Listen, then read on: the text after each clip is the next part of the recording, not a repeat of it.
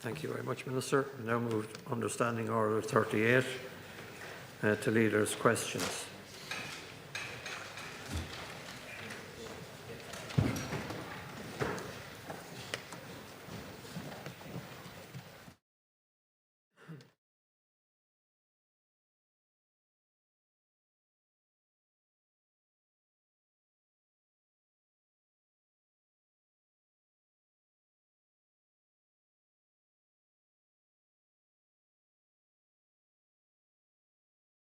Agus a tháineaste tá ibrinaí agus teaghlaí mar a teasa gonne strathailt cheanna héin le costas moráltara agus dhéanann an canseo ar tarifaí Doherty a greith chaighlaí tír paisna a airdú agus ní féidir lei sin rialta seo ibrinaí a chréigiún ibrinaí atá cheanna héin faoi bhrú ibrinaí atá imneorthú agus iad a clostal faoi cogaí trédála sna nuachtan.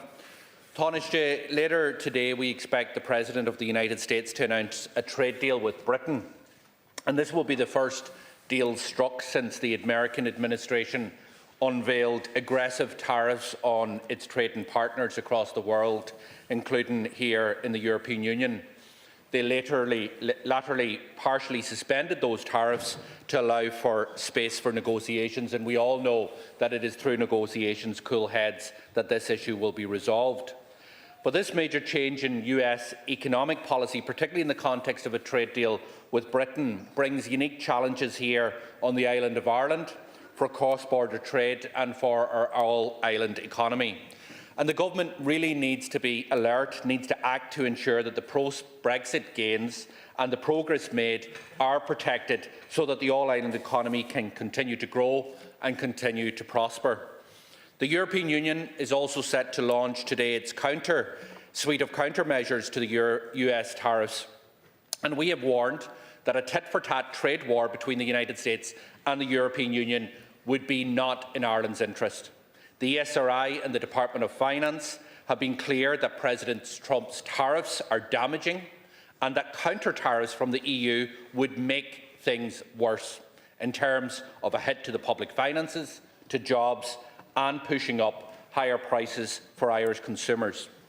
So I hope that you've made Ireland's unique position very clear in your discussions with your EU counterparts, because what we need is an outcome that protects Irish jobs, livelihoods and the future of our economy, the all-island economy. And what that requires is, as I said, cool heads, and it also requires calm negotiations. It requires also a willingness on both sides to actually have meaningful negotiations. Because nobody wins in a trade war, and we know that, but it's always ordinary workers and families that suffer the most. Though the government would like to pretend otherwise, the tariff uncertainty is happening as working people are dealing with an unprecedented crisis in terms of cost of living. Households are hit by soaring grocery prices, energy costs, record rents, and we saw yesterday how motorists were being fleeced through sharp increases in motor insurance, all going in one direction, and that's up. And now, to add insult to injury, what the government did in its wisdom is you heaped on more pressure on those families just last week by increasing carbon tax, making it more expensive for those families to heat their homes and to cook their foods. Madness in the context of a cost of living crisis. And ordinary people are already struggling and cannot afford a tit-for-tat tariff war. So with all the pressure on households, what you have done in government is that you have ruled out a cost of living package in the October budget. So the message, it appears, from government is that working people are on your own. And if that wasn't enough for working people to worry about, they heard from the Gael Parliamentary Party that the prospect of counter-tariffs from the EU means that the government may need to take difficult decisions. So, Taoiseach, you talk about difficult decisions. Unfortunately, the Irish people are all too familiar with difficult decisions. They've seen it time and time again. Just last week, we've seen how your government prioritised CEOs and political insiders on massive salaries, while ordinary workers were being asked to wait longer for pay increases, bringing them to a living wage. So can I ask you, Taoiseach, what assessment has your department done on the impact on prices and jobs from increasing tariffs and EU countermeasures? Can you assure the public that their interests and Ireland's interests will be reflected in the EU's response announced today, and that the all-Ireland economy will be protected? And finally, do you accept that Irish people are living through a cost of living crisis, and what is now needed is certainty that there will be a cost of living package in this year's budget? Well, thanks very much, Deputy Doherty. And let me begin where you began in relation to the trade situation, to the tariff situation, and specifically the All-Ireland economy. This morning I spoke to your colleague, my counterpart, the Minister for the Economy in the Northern Ireland Executive, Cian Archibald. I want to thank her for the engagement that she's having with me on an ongoing basis and for the way she's going about her business. We have agreed to meet by way of video conference either tomorrow or Monday, once we have clarity, I suppose, on what is in the UK-US agreement. And I use that word loosely because at this stage, quite frankly, we don't know if it is a full agreement. Indeed, I've heard speculation around it being heads of an agreement, a framework. So I think it's important we see what comes from that later today. But I'm very clear in all my engagements with the British government. I was very clear when I met the Secretary of State for Northern Ireland about 11 days ago. And I'm very clear in all my engagements at a European level that the unique position of this island and the unique position of the north of this island needs to be factored in to all discussions, both at an EU level with the US and indeed, of course, in our ongoing discussions with the British government too. Of course, we can all point to Windsor Framework and Windsor agreements and mechanisms. It kind of misses the point, though.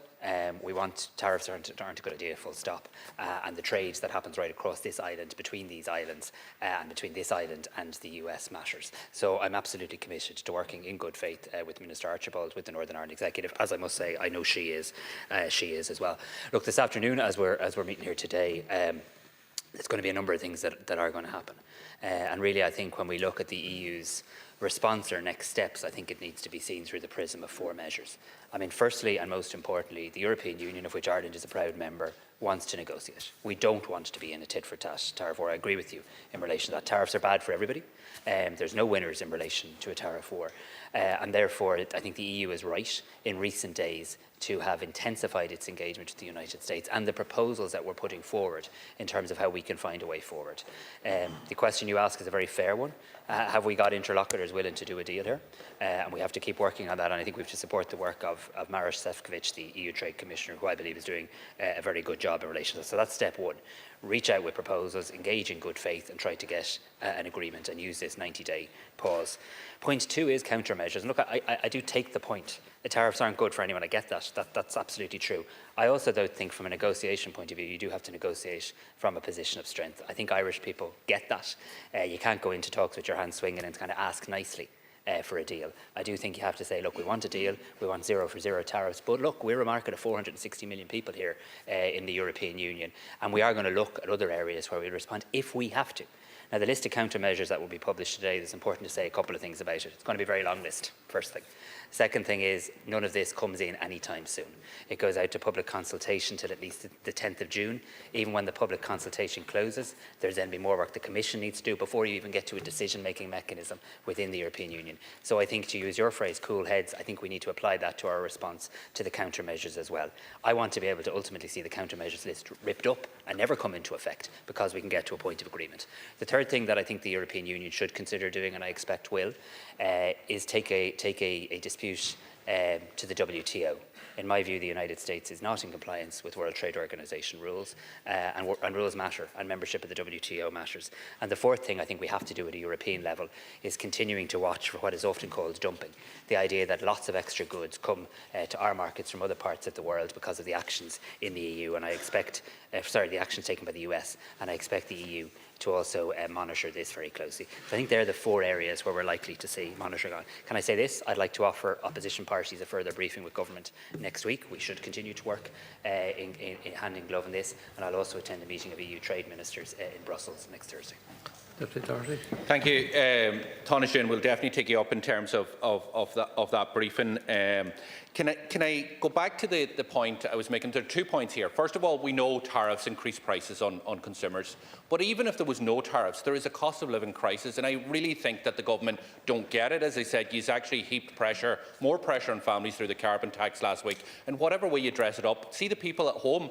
It makes it more expensive to heat their home. It makes it more expensive to cook their food. And that's at a time when they're struggling in terms of their grocery prices, rents, insurance, and so on, and so on, and so on.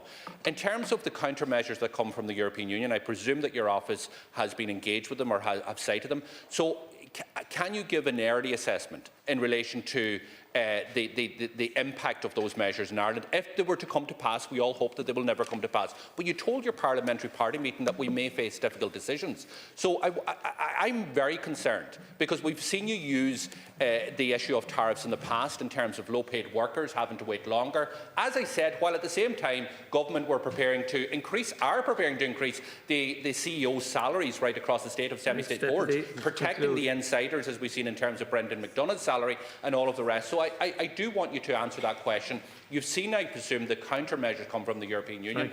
Are they in Ireland's interest? And from your initial assessment, do they protect the all-island economy, or do they challenge it further? Being honest, if we get to a place where there are countermeasures that have to be introduced by the European Union, that won't be good for the European Union. It won't be good for the US, and it won't be good for the economies in Europe or in the US, because I think it's almost impossible to publish a list that doesn't have an impact in every single member state. What I'm saying to people today is the list will be broad. It will include industrial products. It will include a whole variety of issues. I'm expecting it to run to over 200 pages. I haven't formally seen it myself, and it will have to be assessed, and it will take a period of time to assess. But what I'm saying is there is the time. Because we're not, unlike President Trump, we're not saying here's the list and it comes in tomorrow or it comes in 30 days. We're saying here's the list of measures that we don't want to take. We have to have them prepared though in case. We want to consult, we want to engage. There will be consultation for the 10th of June, out until at least the 10th of June, so nothing will change in the here and now. And yes, I did tell my parliamentary party what I tell the Irish people, what I did say during the general election, what Minister Donoghue says regularly too. If we get to a situation where President Trump's agenda of high tariffs and protectionism takes hold and there isn't an improvement, that will have an effect on our economy. And we do have to navigate that challenge. And the effect, you ask what does that effect look like? I think it is, in fairness, outlined in the progress report published by the Minister yesterday in terms of what economic growth looks like, what job creation looks like, and the different levels that would be at in that scenario compared to a scenario where there is free-flowing trade. But we keep working at this calmly and, as you say, with cool heads. Thank you. Deputy O'Callaghan. Taoiseach, the Israeli blockade on Gaza is now in its 3rd month. No food, no water, no medicines have crossed into Gaza in that time. The only thing that Israel has sent in has been bombs and bullets. As it slowly starves the civilian population, it has continued its relentless bombardment. Yesterday alone, at least 59 people were killed in airstrikes on 2 schools. People huddling together in a school, terrified and hungry, targeted yet again by this murderous regime. And still the international community does nothing. Taoiseach, Netanyahu's government has been clear in both its words and deeds. Its express goal is the annihilation and ethnic cleansing of the Palestinian people. They are not hiding it. They don't care how many innocent men, women and children are killed in Gaza. They don't view them as human, and they don't care about their suffering. The genocide they are committing is not a secret. It is happening out in the open as world leaders stand by and do nothing. Taoiseach, we have seen nearly 2 years of relentless barbarism by the Israeli state in Gaza. No one can claim to be surprised anymore by the depths of its depravity. What is shocking, though, is the continued silence, hypocrisy and inaction from those in power. Last week, EU President Ursula von der Leyen announced that the EU was sending help to the region. But this was not to assist children in Gaza who are starving or being burnt alive in tents. It was to help extinguish forest fires in Israel. This was, she said, EU solidarity in action. EU solidarity for forest fires, but not for the men, women and children starving in Gaza. Taoiseach, on the Late Late Show on Friday, you said you don't believe that weapons are being flown on their way to Israel through Irish airspace. On what basis did you make this claim? Recognising the gravity of what is happening in Gaza, you also said we have to do more. Taoiseach, I'm asking you, what specifically more are you going to do? You also confirmed, Taoiseach, that passing a law in relation to the occupied territories is going to take place. However, you did not commit to passing the Occupied Territories Bill or legislation with the same aims. We are now 5 months into this government and no closer to enacting this crucial bill. There are reports today that you've not even sought approval yet from Cabinet in relation to drafting the legislation. And when you do, that you intend to exclude services from the ban. Enacting legislation to ban trade from the occupied territories was a key commitment for both Fianna Fáil and Fine Gael during the election. So Taoiseach, why are you dragging your feet in it? And why are you proposing to water down the bill by excluding services? Taoiseach. So, firstly, no one's dragging their feet, and let me just say, I think we can all speak, regardless of our political persuasion, the party we're in, people watching at home, whether they support government parties, opposition parties, or neither. I think people in this country are sickened, are appalled, and are disgusted what we're seeing, both in terms of what Israel has done in Gaza and what the Israeli government are, as you rightly say, very openly, very blatantly now proposing to do in relation to Gaza. And that does require all of us to do more, and I include Ireland in relation to that as well. And I don't share the view, by the way, just of what Europe has done to date, because there's been very significant financial assistance that the European Union, of which Ireland's a part, have provided to UNRWA. Very significant financial assistance that we've provided on a multi-annual basis and only agreed a couple of weeks ago at the first EU-Palestinian high-level dialogue to help support the Palestinian Authority. So action is being taken in relation to that. But Israel is not listening, and nothing that has happened to date has changed the situation here in terms of Israel actually showing restraint. We're issuing statements calling for restraint when there's a government of Israel that plans on doing the exact opposite in relation to that. So what we're doing here at a national level is continuing to work at an EU level. I think that makes sense. I said this to Senator Black yesterday, by the way. If this is about having impact, if this is about applying maximum pressure to help bring about a ceasefire, a cessation of violence and two-state solution, the EU living up to our obligations under the human rights clauses of the association agreement is what has to happen. I was interested yesterday to see the Netherlands join Ireland's call and Spain's call in relation to this happening, and I intend in the hours ahead to speak to counterparts to see if more countries will now come on board and echo Ireland's call, because the human rights clauses in trade agreements or association agreements, they're not there for padding, they're not there to make the agreement longer, they're not discretionary extras, they have to count for something. And I think we're all pretty furious that they don't seem to count for something at the moment, and we'll continue to work at that. However, let me be clear, we are going to take forward legislation in relation to the occupied Palestinian territories. The programme for government is clear in relation to that, and we intend to honour that. I had a very good meeting with Senator Frances Black yesterday, and I think she's a very good person. I think her motives here is to try and do some good. At that meeting, I committed to going to government this month to seek a decision to move forward in relation to that. We will have longer time to discuss the contents of what's in that legislation, but I will have to be honest in terms of only being able to put something in the legislation that will stand up to legal scrutiny and that is in compliance with the laws in which we have to operate. The benefit of publishing a government bill and going to an Oireachtas committee, and I think, not to speak for the Senator, but I think she saw the benefit in this too, is there is an opportunity to actually tease this out, to actually bring in people and to hear those different perspectives to get the best piece of legislation possible. I do hope in Ireland bringing forward legislation, though, it might encourage and spur other countries to say we could do that too. If the EU refuses to act as a collective in relation to this, why don't a number of member states do what we're proposing to do here in Ireland? Deputy Cabinet. Thanks, Taoiseach, for your answer. A couple of the questions I put you haven't answered, but just firstly, in terms of EU humanitarian aid, the key issue there is that it's not getting into Gaza because the actions that need to be taken by the international community to ensure that are not being taken. People in Gaza cannot wait any longer, Taoiseach. They need action now.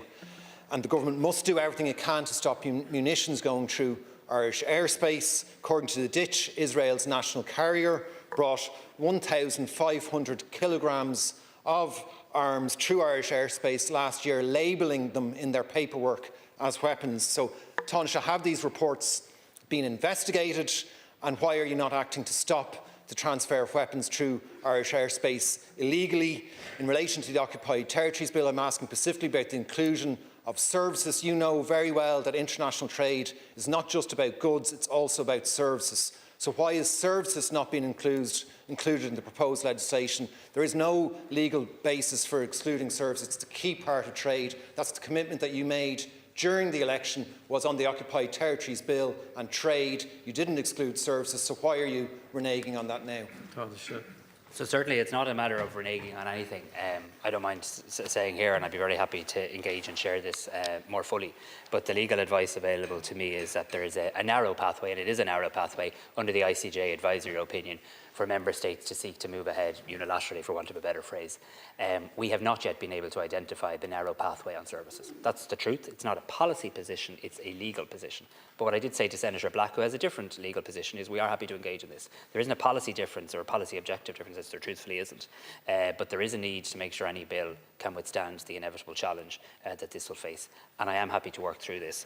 In relation to the issue of Irish airspace, I also did very honestly say that it is hard to have the level of knowledge that I think we all need to have in terms of what happens in our skies. And I don't just mean in our skies, I mean more internationally. I did say that we will have to look and I think consider whether we need to change domestic legislation, and also do we need to work at an international level in terms of the legislation and covenants, many of which date back I think to the 1940s, that govern this as well. But we do have clear laws in relation to what can and can't go through Irish sovereign territory, and the requirement to seek an exemption from the Minister for Transport, and that's of course the point of reference I was making. Taoiseach. Deputy Murphy. Children are starving. Basic pain-killing medicine cannot be accessed. Hospitals are being bombed. And the scale of death and destruction in Gaza is almost unimaginable, certainly unconscionable.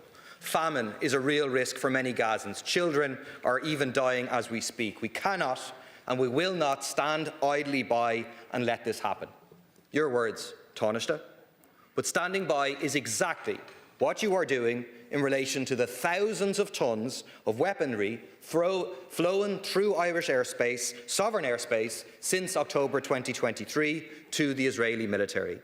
F-35 combat jet components, munitions from Lockheed Martin and IMI systems, missile launchers, Smith & Wesson handguns, ammunition primer, detonator, detonating fuses, tear gas, I could go on. Multiple airlines doing it repeatedly. Lufthansa, Delta Airlines, FedEx, Challenge, Silkway Airlines, El Al. They're flown without permission from the Irish state. It's a criminal offence which carries a 3-year prison sentence for the owner or hirer of the aircraft. But you're not just turning a blind eye to it. You're gaslighting us about it. You told the Dáil last June that no Irish sovereign airspace is being used to transport weapons to the conflict in the Middle East. Last Friday on the Late Late Show, you said you don't believe that Irish skies are being used to transport weapons to Israel. Now you tell the Dáil that it's hard to have the level of knowledge that we need to have about these. How can you say these things, Taoiseach? The Ditch have informed you. I'm very happy to pass over a folder of waybills from the airlines themselves. We don't need to investigate it. The airlines themselves are declaring they're carrying weapons. And these have been sent to you repeatedly, Taoiseach, not just after the fact, but in advance of the fact. One of the receipts here from FedEx clearly listing the tracking number and flagging it as ITAR goods, that is International Trade in Arms Regulations. On 23rd of October last year, the Ditch emailed this to you, and they told you, we wish to advise you that FedEx flight FDX4 from Memphis to Cologne is carrying at least 3 munitions of war packages for delivery to Nevatim IDF Air Base in Israel. This aircraft departed Memphis just over an hour ago, and its flight plan indicates it will enter Irish sovereign airspace this afternoon. FedEx has designated the 3 packages, which we understand are Lockheed Martin F-35 combat jet components, as ITAR goods. The F-35 is a weapon of war used by the IDF to kill civilians, including journalists in Gaza. So you know about it. You know about it. Why do you say you don't believe it's happening? Are you claiming you haven't received this evidence? Or are you saying you've received this evidence, but you think the airlines are somehow, for some reason, lying about having weapons and munitions on their planes? Are you going to act? Thank you, Deputy or are you going to keep saying the world needs to act, we need to do more, we can't stand idly by, and then continue to precisely stand idly by while weapons go through Irish airspace to be used for a genocide? I think, Les Gogarty, this is probably the only parliament in the world, where members of the parliament stand up and suggest that the Irish government's position is anything other than supportive of the people of Palestine. I mean, it's usually quite the opposite, in fact. It's usually when, and any of us who attend international meetings and fora, it's usually that Ireland is seen as almost an outlier, worryingly perhaps, in terms of our level of support for international law, for human rights, for the people of Palestine, for a 2-state solution, and in calling out, as our Taoiseach did, the war crimes being committed. by Israel. So then you come in here and you just get a completely different representation. Ireland isn't standing idly by. And you quoted my words, I think, of this Tuesday. Ireland is not standing idly by.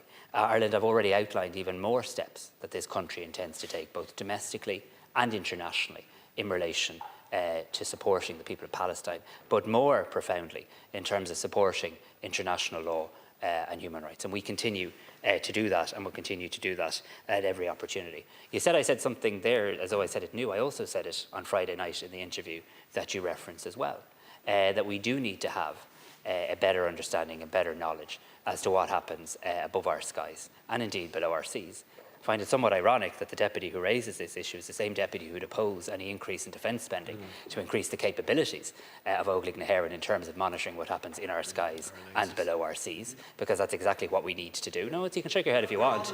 You are not, but I don't. But you know what? Continue, Taoiseach. They are telling you they're carrying weapons. Deputy Murphy. Thanks for shouting me down again. I know you're having difficulty this week. You won't take questions from some journalists, and when you come in here, if you don't like the questions, and now when you ask me a question, you won't allow me answer it. So you don't take questions from some, and you don't accept answers from others. So don't shout me down, please, on an important issue. In relation to this situation, I've made it very clear what Irish law does state. And as a government minister, as a leader in government, we obviously rely on the laws of our land. And the laws are very clear in relation to the air navigation, carriage of munitions of war, weapons and dangerous goods orders of 1973 and 1989 that expressly prohibits for civil aircraft to carry munitions of war in Irish sovereign territory without being granted an exemption to do so by the Minister for Transport. I've also made the point, though, that it's one thing about what people wish to inspect when it's on the ground. When a plane is at 30,000, 35,000 feet in the air, I'd be very interested in hearing from you your practical and implementable solutions in terms of what more we can do. And I don't say that, by the way, in any flippant way, because let me be very clear. I do think we need to do more on this. I do think we need to see change internationally in relation to this. I do think this being dictated from international covenants and agreements of the 1940s doesn't reflect the reality today. I also think we need to have better clarity and understanding around munitions and parts, and absolute clarity as to what needs to be declared, because the law of this country is clear. The law of this country is robust in terms of Irish sovereign airspace. But then there's also the practicalities in terms of the implementation. So there is work going on in the Department of Transport. Minister Darragh O'Brien confirmed that to me again as recently as this morning, in terms of what more measures Ireland needs to take in relation to our own law, or indeed what more measures Ireland needs to seek to take internationally. Deputy Murphy. This studied, deliberate, false ignorance, pretending you don't know what's going on, suggesting we need to have aircraft to go and inspect commercial airlines in the plane, what in the sky over Ireland? What are you suggesting? Again, it's very, very simple. I'm really happy to give these to you, Taoiseach. Way bills from the aircraft, repeatedly, showing that thousands of tons of weaponry have gone through Irish airspace on the way to be used in a genocide in Gaza. This is not a mystery. The airlines admit it. A few months ago, the last government had some sort of examination in the Department of Transport. What happened to that examination? You want to know my practical solution? My practical solution is that the Minister for Transport should prosecute the companies. It's the law. They're currently breaking the law. Or I'll give you another suggestion, which actually came from now Taoiseach. Micheál Martin said last September that there had to be consequences for airlines to do this, that they shouldn't be allowed to fly through our airspace if they violate these basic laws. Do you agree with that? Are you going to act to stop Silkway, to stop Challenge, to stop Delta, to stop Lufthansa continuing to fly? And we actually need action. Would you like me to drop these over to you, the emails and stuff, so that you have them? Do you need them? Thank you very much. Do you need... I'll wait till you finish. Thank you for... Oh, he's coming over to me now. Thank you so much. Thank you very much. So, thank you very much for that. But obviously, the process through which government will go through, Deputy, is examining the allegations. The Department of Transport is examining them. And I do agree that any breaches of Irish law must, of course, have consequence. I mean, Irish law matters. I'm very clear in relation to that, as is the Taoiseach, as is the Minister for Transport. And if there have been breaches of Irish sovereign law, decisions will need to be taken on the next steps based on evidence, based on clear and robust evidence. I think we also need to be clear here, and this is the point I was trying to make, that if existing legislation doesn't provide for the implementation of a system of routine and random inspections, and rather it requires that there first be an appearance of intention or likelihood for a civil aircraft to depart from a point in the state in a manner that would contravene the legislation, for example, carrying munitions. I think it is a legitimate question for government to now consider whether we need to amend our own domestic legislation and whether more needs to happen internationally. So I'm very clear, any breaches of Irish law, it cannot be consequence-free. I agree with you in relation to that. The Department of Transport will carry out and is carrying out a robust examination of all of these matters. Thanks, and then will Tánaiste. advise government on what next steps are required. Deputy Paul Gogarty. Good. Tánaiste, I was at a presentation by Haven Horizons yesterday in the AV room, as were others. This domestic, sexual and gender-based violence prevention centre does wonderful work without proper state funding, and might add, something that needs to be looked at. But at the discussion afterwards, an issue I was mulling over came up, and that was the contribution that social media makes to such violent and coercive activity, where young boys especially are given unfiltered access to the most misogynistic material, where Andrew Tate and his self-proclaimed Irish patriarchal patriot, Andrew Tato, and other pathetic excuses for real men become, through algorithms designed to entice and excite, the substitute male role models for an online generation. And it's not just about boys. All our children are being sent the wrong messages about how to treat one another. They all want to be on TikTok, Snapchat, Instagram, Discord and other platforms, and there's huge social media pressure. Call it FOMO if you will, to be included with your peers in the online world. Now, social media is having a profound impact on the mental health of young people in Ireland, linked to an increase in anxiety and depression. As our young people try to compare themselves with others, you have this unrealistic lifestyle perpetuated by celebrities and influencers, which can affect the most impressionable in a very bad way. And we've always been challenged by bullying behaviour in the real world, Tánaiste, but it's been magnified by social media platforms where individuals can anonymously harass and intimidate the target, or sometimes do it as part of a group pile-on, where someone is bullied or excluded, including, unfortunately, so many incidences where young people, and of recent examples in my own constituency, have been told bluntly to harm or even kill themselves. And we have had sometimes tragic results in this country. So we complain about how lack of regulation has turned social media into a cesspit for adults. But for children, it's worse. We have vulnerable developing minds, in some ways, yes, more clued in than older generations to scams and spams, but at the same time, less discerning in how they access news content, what they share with their peers, and what they learn from inappropriate access to adult content without any context or filters. Calls for regulation have not worked, so we need to move to the next level. At this point, as a legislator, I believe we should seriously explore what they're doing in Australia, a liberal country, where the world's strictest laws on social media have been enacted for under-16s, to come into being 12 months from now. So they have to look at different ways of doing it. But is it not time, Tánaiste, but we look at doing something similar? It's not a panacea, and there are drawbacks, but our children must come first, not the super-rich tech barons currently prostrating themselves before the Trump administration. Thank you, Deputy Tánaiste. No, I think Deputy Gogarty has got pretty much every word that he says. This is an area that requires a lot more action. And as we've said before, and we mean it by our actions both at an EU level and at a domestic level, the era of self-regulation is over. And we were talking about trade and tariffs a few moments ago. Let's talk about another thing, values. And our values in this country and our values as Europeans matter too.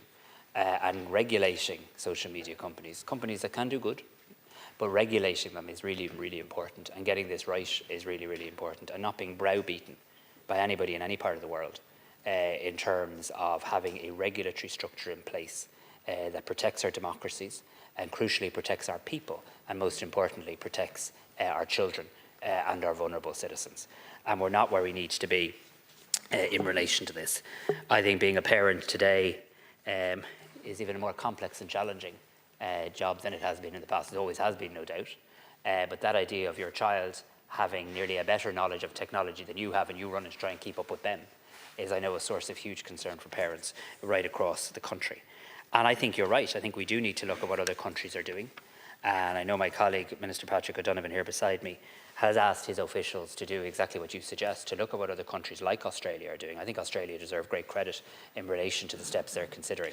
Now, I do know, and I've been looking into this myself recently, they themselves have given themselves a bit of a lead-in period because they're working on how do you practically implement some of the measures that they'd like to implement around age verification. But what's very clear now is we have a digital age of consent here in Ireland, and it's 16. And in my view, there are what I think really amount to workarounds that have been found that mean that actually we say there's a digital age of consent to 16, but there's so many kids now on social media well before that. And indeed, cyber safe kids, alarmingly in my view, reveal that 84% of under 12s have their own social media accounts or instant messaging accounts, despite the minimum age restriction being 13 on most popular apps. And around 93% of 8 to 12-year-olds have their own smart device. This is a ticking time bomb. We do need to get serious in terms of empowering and supporting parents. Tackling that FOMO of I must do it because somebody else of my age has the smartphone, is also on social media. And I think now with the existence of Commission to Man, and with, as you say, experiences from other countries, I think this is an area that we should act in. I think there's very serious consideration that should be given to the idea of actually having to be 16 before you're on social media, and aligning that with the digital age of consent in Ireland, which is also 16. And I think we should work constructively across parties, perhaps through the new committee structures and the likes that will exist in this House, to really scrutinise this, to learn from other jurisdictions, and to use the resources that we now have through the European legislative infrastructure to take steps that will support our children.